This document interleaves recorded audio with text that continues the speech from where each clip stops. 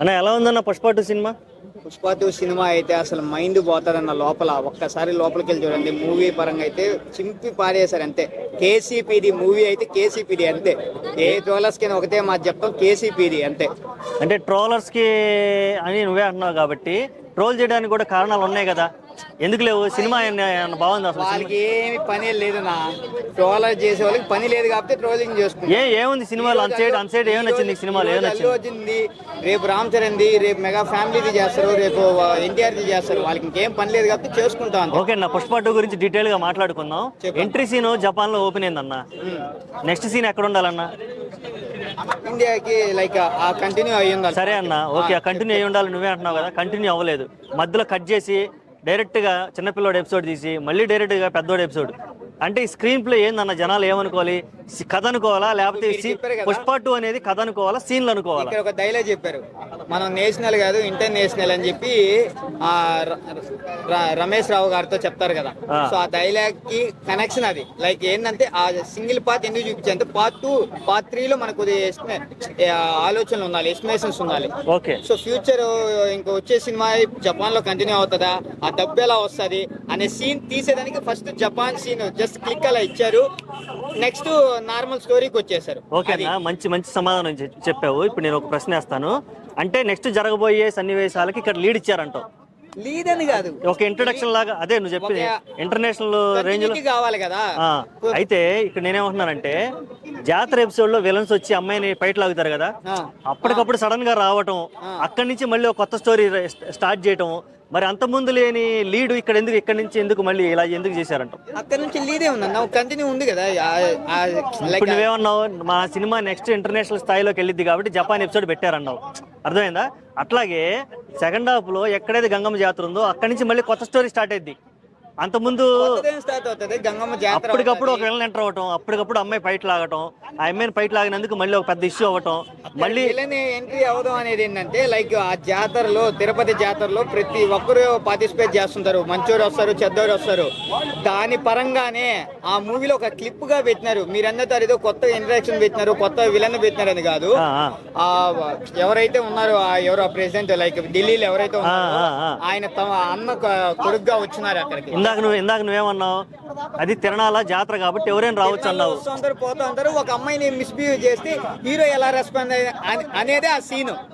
So ఆ scene నీకు అందుకు అలా పెట్టినారు. అంటే అన్ని ఎలా అనిపిస్తున్నాయి అంటే వాంటెడ్ గా రాసుకొని సీన్లన్నీ, తీసిన సీన్లన్నీ బాగానే తీశారు, కానీ ఎక్కడా కూడా సింక్ లేకుండా స్క్రీన్ ప్లేలో ఎమ్మడకుండా ఇష్టం వచ్చినట్టు జంబ్లింగ్ చేశారనేది. వాళ్ళకి మూవీ అర్థం చేసుకోలేని వాళ్ళకి మీరు చెప్పే క్వశ్చన్లు అయితే పర్ఫెక్ట్గా ఉంటాయి, కానీ వాళ్ళందరికీ నేను ఆన్సర్ చెప్తానండి. మూవీ ఏమీ లేదన్న. పుష్ప 2 ఏంటంటే స్టార్టింగ్ లో పార్ట్ 1 లో ఏమి ఒక కూలి వ్యక్తి ఒక హై స్టేజ్కి వచ్చిన తర్వాత ఆయన లెవెల్ అనేది ఎంత కంటిన్యూ చేశారు అనేది పార్ట్ 2 ఉంటుంది. సో దాంట్లో అమ్మాయిలకి అయితే మెయిన్ ప్రిఫరెన్స్ అయితే ఇచ్చారు మూవీ పరంగా. దాంట్లో డైలాగ్ ఉంటుంది. ఇప్పుడు టీజర్ ఒకటి వచ్చిందన్న, పుష్ప ఎక్కడ అని పెద్ద అడవుడు చేసి పులి 2 అడుగులు వేస్తే అది వచ్చింది కదా, దానికి సంబంధించింది ఒక్కటి కూడా ఇంట్రడక్షన్ లేదు. ట్రైలర్ లో చూపించిన షాట్లు కూడా జపాన్ లో దిగెళ్ళి అక్కడ డీలింగ్ చేసేది కూడా ఈ ట్రైలర్ లో కూడా లేవు. ఇవన్నీ మిస్ అవ్వడం ఆడియన్ని కొంచెం కన్ఫ్యూజ్ చేసాయి. దీని మీద అభిప్రాయం ఏంది అసలు? మీరు చెప్పే ప్రకారం అయితే ఆ టీజర్ నేనే చూశాను. సో అది ఆ సీన్స్ ఆ రోజు ఎందుకో రిలీజ్ చేయాలో ఆ టైంకి ఎందుకైనా రిలీజ్ చేయాలనుకొని సుకుమార్ గారు వదిలినారు తప్ప అది కంటిన్యూ పార్ట్ అని ఆయన ఏం చెప్పలేదు. లైక్ టీజర్ అన్నారు, ఏదో ఆ టైంకి అలా రిలీజ్ కాబట్టి వదిలారు అంతే. మరి కనీసం నిన్నగాక మొన్న వదిలిన, వారం క్రితం వదిలిన ట్రైలర్ లో ఉన్న సీన్లు కూడా ఇందులో లేవుగా సినిమాలో. మొన్న వదిలిన సీన్స్ ఉన్నాయి కదా నా, ఫైటింగ్ సీన్స్ కానీ, గంగమ్మ సీన్లు కానీ, నీళ్ళల్లోంచి లేసే షాట్ ఒకటి, జపాన్ లో వాళ్ళతో డీలింగ్ చేసే షాట్లు, అవన్నీ ట్రైలర్ లో చూపించారు. ఇవన్నీ సినిమాలో లేవు ఎక్కడ. పార్ట్ 2 లో ట్రైలర్ చూపిస్తే పార్ట్ 2 సినిమా వస్తుందని కాదు దాని అర్థం. ఆ ఎక్స్పెక్టేషన్ అదే కదా, ఇంకా అప్కమింగ్ వస్తుందని దాని అర్థం. ఇప్పుడు ఎవరైనా అందరూ ఇదే అర్థం చేసుకోవాలి. ఇప్పుడు ట్రైలర్ చూసాము, దాని ప్రకారమే పుష్ప 2 ఏమీ లేదు కదరా అని అనడం తప్పు కాదు. ఇప్పుడు నువ్వు హైదరాబాద్ బిర్యానీ అని చెప్పి ఒక బోర్డు చూసావన్నా, లోపలికి వెళ్ళినాక నీ వెజిటేరియన్ ఉందనుకో, అప్పుడు నీ పరిస్థితి ఏంది? దానికి ఎగ్జాంపుల్ చెప్తాను. హైదరాబాద్ బిర్యానీ అన్నావు కదా, లోపలికి వెళ్ళి రోడ్డు పక్కన ఉన్న తెచ్చి బిర్యానీ పెడతారు, దాన్ని ఎత్త తినేస్తావు. నేను అనేది బోర్డు చూసి లోపలికి పోకూడదు. ఇప్పుడు ట్రైలర్ చూసే కదా. మీద అభిమానం చూసి నువ్వు లోపలికి వెళ్ళాలి తప్ప అలా ట్రైలర్ చూశాను దానికి ఆ సీన్ లేదు ఇంకో సీన్కి వెళ్ళింది అని చెప్పడం తప్పు. దాని ఎక్స్పెక్టేషన్స్ కి తగినట్టు ట్రైలర్ ఉంది. ఆ ట్రైలర్ లో ఉన్న సీన్స్ కూడా నీకు పార్ట్ 3 లో రావచ్చేమో, నేను చెప్పలేను కదా, నేను డైరెక్షన్ చేయలే కదా. అది ఓకే, జాతర ఎపిసోడ్ ఉందన్న, జాతర ఎపిసోడ్ గురించి మాట్లాడుకుందాం. జాతర ఎపిసోడ్ లో స్టార్టింగ్ అల్లు అర్జున్ గారు గూస్ బంప్స్ తోటి ఒక సాంగ్ ఇచ్చారు. ఆయన వరకు ఓకే, నెక్స్ట్ మళ్ళీ డ్యూయట్. అసలుకి ఒక సాంగ్ అయిపోగానే మళ్ళీ డ్యూయట్ సాంగ్ ఎందుకన్నా? అక్కడ సింక్ అవ్వలేదు కదా సాంగ్. సింక్ అదే అన్న, మీరు అర్థం చేసుకోలేకపోతున్నారు జనాలు. అంటే మీరు అంటే ఇక్కడ నేను చెప్తా, నువ్వు అడిగిందని చెప్తా. ఆ డ్యూయట్ ఎందుకు పెట్టినారు అన్నారు కదా, ఒక ఒక ఫ్యామిలీలో వాళ్ళ హస్బెండ్ తన గర్భవతి అని తెలిసిన తర్వాత ఏదో హ్యాపీనెస్ లో ఆ వేషం కట్టినారు కాబట్టి ఆ డాన్స్ ఆ సీన్ వరకు అయిపోయింది. దానికి కంటిన్యూ ఎందుకు పెట్టినారంటే డ్యూయట్, నువ్వు అడిగింది అదే కదా, అదే చెప్తా. డ్యూయట్ ఎందుకని అంటే వాళ్ళిద్దరి మధ్యలో ఒక ఫ్యామిలీ సీన్ ఉంది కాబట్టి దానికి డ్యూయట్ వచ్చింది.